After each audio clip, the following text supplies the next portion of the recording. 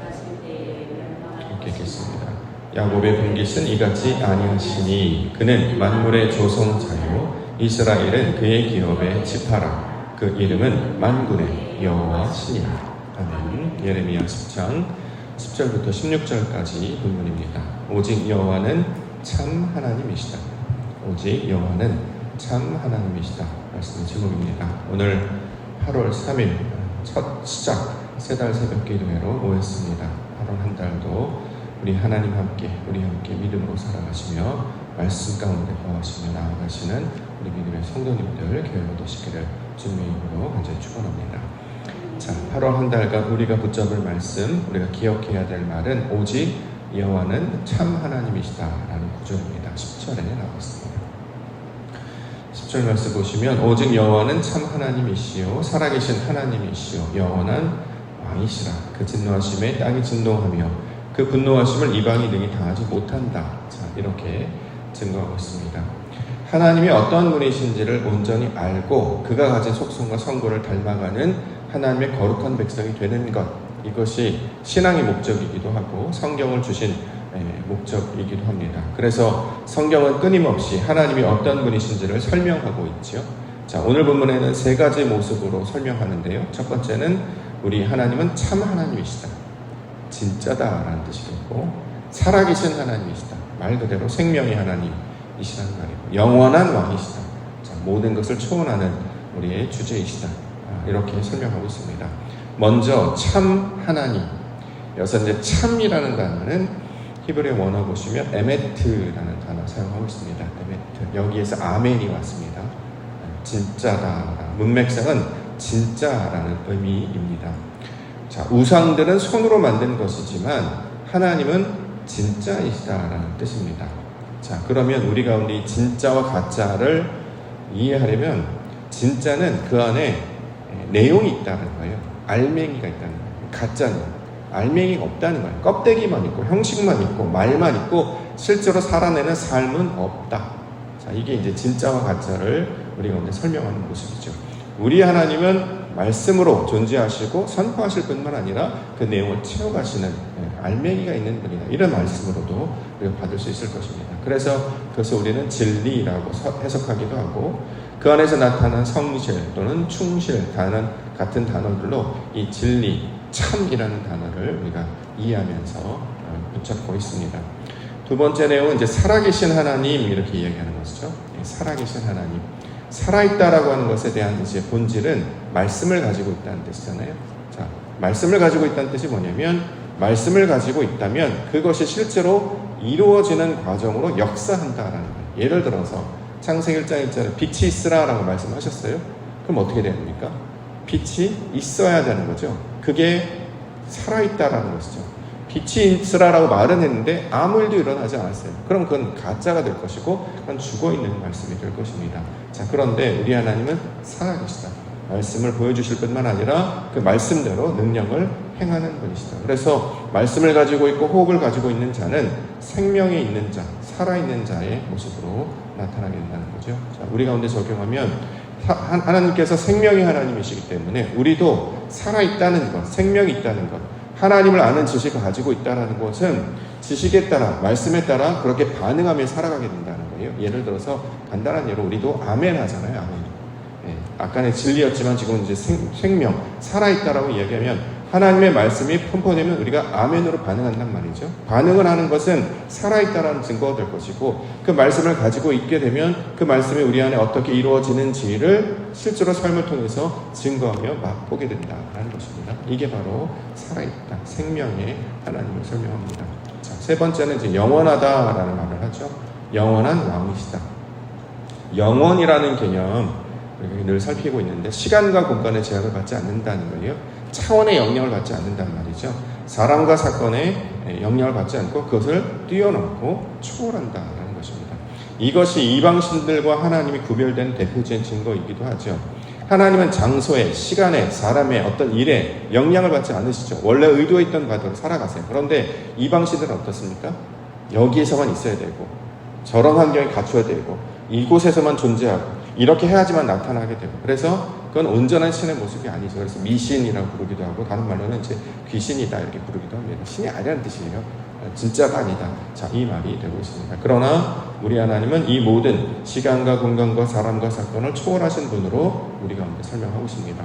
자, 하나님의 속성과 성분이 이러하다는 것을 우리 가운데 가르치시는 이유는 뭐냐면 그 하나님을 닮아가는 것이 우리들이기 때문에 그가 가지신 성분을 잘 기억하였다가 이대로 말씀대로 살아갈 것을 증거하므로 우리도 참 백성, 참 생명, 살아있는 성도, 영원을 쫓아가는 하나님의 거룩한 백성이 되게 하시기를 원하는 하나님의 뜻이 이 땅 가운데, 이 말씀의 뜻 가운데 담겨져 있다라는 것입니다. 우리 하나님을 온전히 알아서 제대로 배우고 그 하나님의 그 성품들을 닮아가는 우리 성도님들과 활활한다 되게 되기를 주의 이름으로 축원합니다.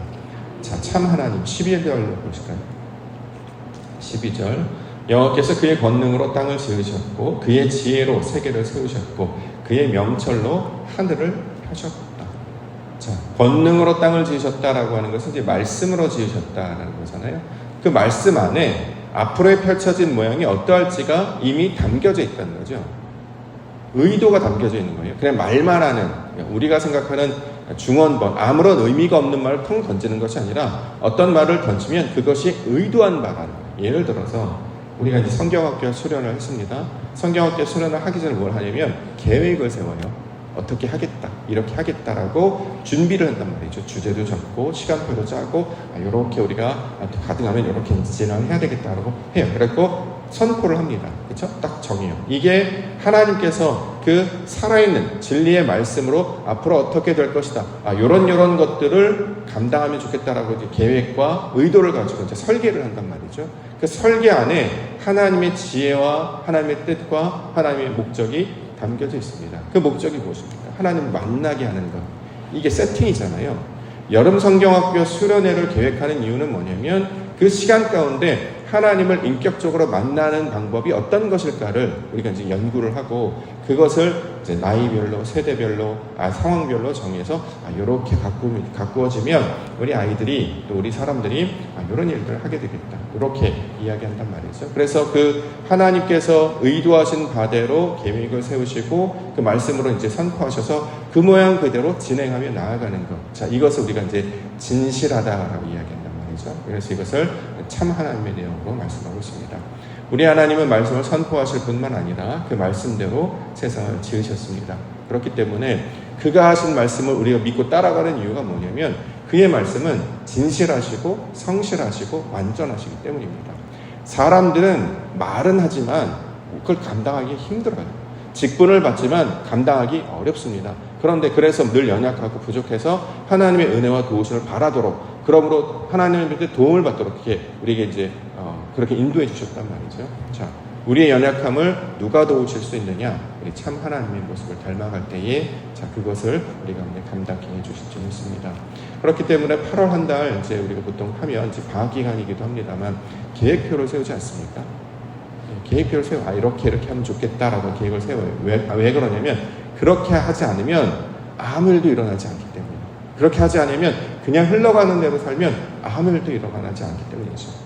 우리가 지혜가 부족하고 지식이 부족하기 때문에 이 주신 기회를 어떻게 귀하게 여기며 살아갈 것을 미리 계획하고 다짐하지 않으면 자 그냥 다른 사람들처럼 이방 사람들처럼 그저 흘려보낼 때가 많다는 것입니다. 그래서 우리가 여름에 여름 수련회라든가 성경학교라든가 또는 우리 기도회라든가 또는 이렇게 말씀의 시간들을 이렇게 굳이 약속해서 잡는 이유는 그렇게 하지 않으면 이 귀한 시간을 놓칠 수 있기 때문이다라는 것이죠. 하나님이 주신 그 진리의 말씀 은혜를 따라서 살아가는 우리 성도님들 되시길 원합니다. 13절 살아계신 하나님 그가 목소리를 내신즉 하늘에 많은 물이 생기나니 그는 땅끝에서 구름이 오르게 하시며 비를 위하여 번개치시며 그 곳간에서 바람을 내신다.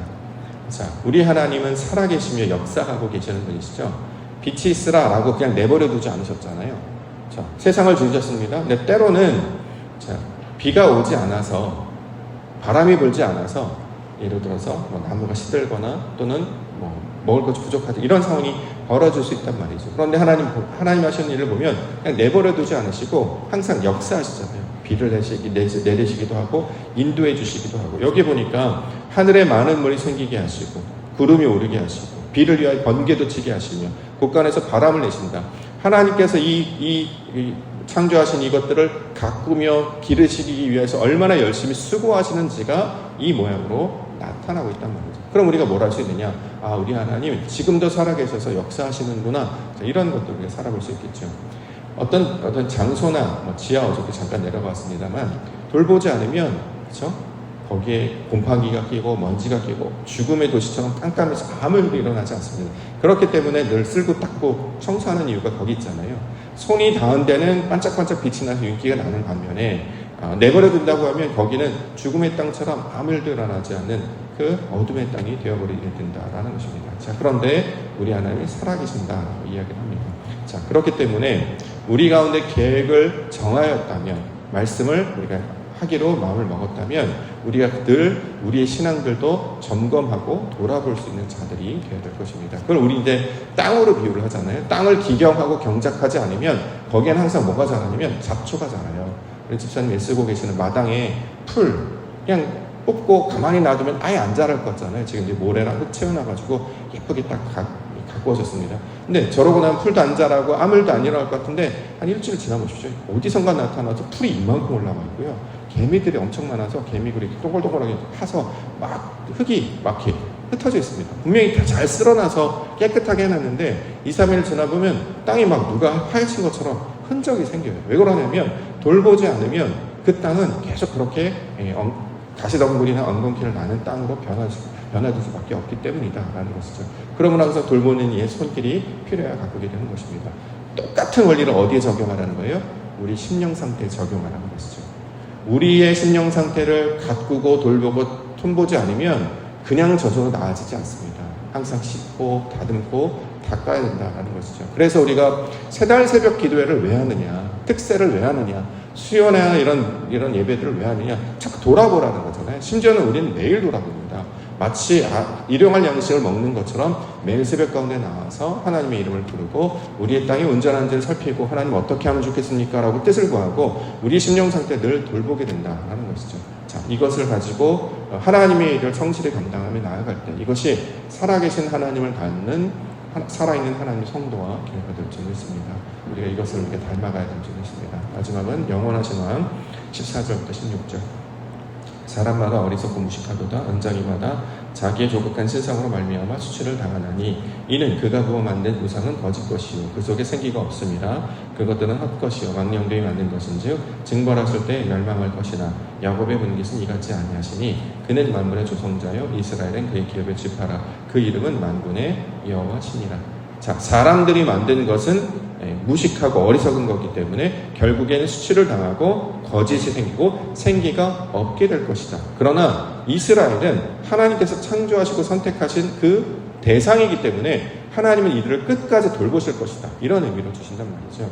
그렇기 때문에 하나님의 돌보심을 선택하는 쪽으로 나아가는 것이 하나님께서 우리를 다루시는 그 가꾸시는 목적의 뜻에 맞기 때문에 그래서 그 영원하신 왕의 영광을 보게 될 것이다 라는 것입니다. 이게 뭐냐면 영원이라는 개념이 시간과 공간에 제약을 받지 않는다는 거예요. 예를 들어서 어저께 그저께 영천경학교를 수련했단 말이에요. 그런데 다음날 새벽 기도가 있어요. 엄청 피곤하지 않습니까? 그럼 이제 마음 가운데 어제까지 수고했으니 이런 생각이 든단 말이죠. 그런데 어제는 어제 일이고 하나님이 주신 그 일이고 나는 오늘 주신 그 말씀에 반응하며 나아가는 것. 이게 어떤 거예요? 시간과 공간에 제약을 받지 않는 거예요. 우리는 자꾸 시간과 공간과 사람과 사건의 영향을 받는데요. 받을 수는 있어요. 근데 그걸 초월할 수 있어야 된단 말이죠. 이래서 안 되고 저래서 안 되고 이유를 대기 시작하면 한두 끝도 없다라는 거예요. 그럼 세상과 똑같단 말이죠. 그러면 영원하신 하나님을 기억하는 자들은 그럼에도 불구하고를 해야지 시간들이 채워지는 것이지 이때는 이렇게 되고 저때는 저렇게 되고 해서 그것대로 하는 것. 물론 이것이 무조건 나쁘다는 뜻은 아니지만 기준은 정해야 된단 말이죠. 이렇게 하기로 했는데 예를 들어서 기도 담당을 맡았다고 합시다.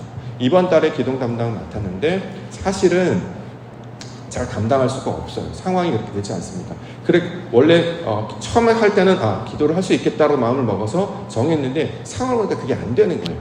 그럼 어떻게 해야 될까요? 우리는 어떻게 해요? 시간과 공간의 영향을 받기 때문에 이거 조정을 한단 말이죠. 전 조종할 수 있다고 생각합니다. 그게 나쁘다는 뜻이 아니에요. 그런데 뭐가 빠져있냐면 생명과 믿음의 반응이 없어졌다는 거예요. 왜냐하면 상황이 어려워졌기 때문에 어떻게 되냐? 하나님 도와주세요가 나온단 말이죠. 상황 하기로 했는데 실제로는 그렇게 되지 못했어요. 그러니 하나님 역사해 주시옵소서라고 감당을 해야 된단 말이에요. 근데 일을 하다 보니까 또 상황을 보니까 온전하게 준비하지 못해요. 내 스스로 완전하게 준비하지 못했기 때문에 은혜의 주 주님께서 주신 마음을 붙잡고 그 기도의 시간 가운데 마음을 달려간단 말이에요. 그 마음을 가지고 기도의 자리에 나와서 기도하는 것과 상황이 안 되니까 다르게 해야 되겠다라고 조정하는 것과 요게 잠깐의 차이인 것 같습니다만 하나님이 간섭하실 수 있는 그 여지를 우리가 잃어버리는 그런 기회 소실의 시간이 된다라는 것이죠.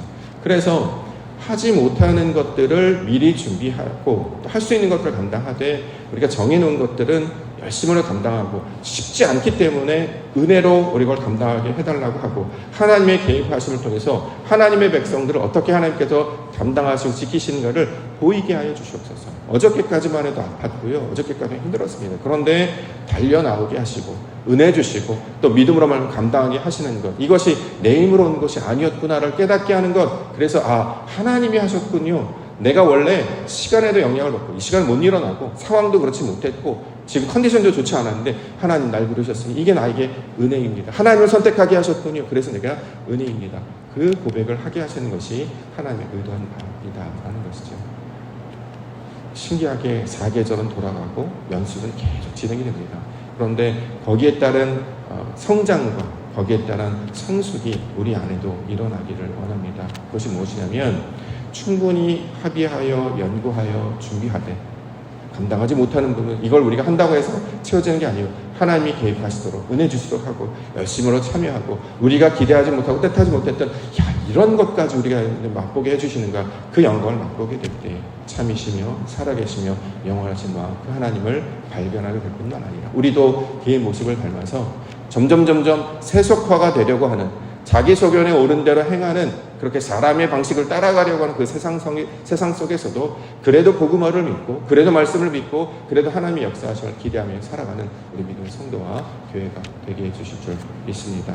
하나님께서 조성하시는 만물의 조성자, 그의 지업에 지파되시는 만군의 여호와 하나님 동일하게 목토교회도 인도하여 주시고 함께하여 주시옵소서. 그렇게 간구하며 우리 8월 한 달도 주님과 동행하며 살아가시는 우리 믿음의 성도님들 되시기를 주님의 이름으로 먼저 축원합니다.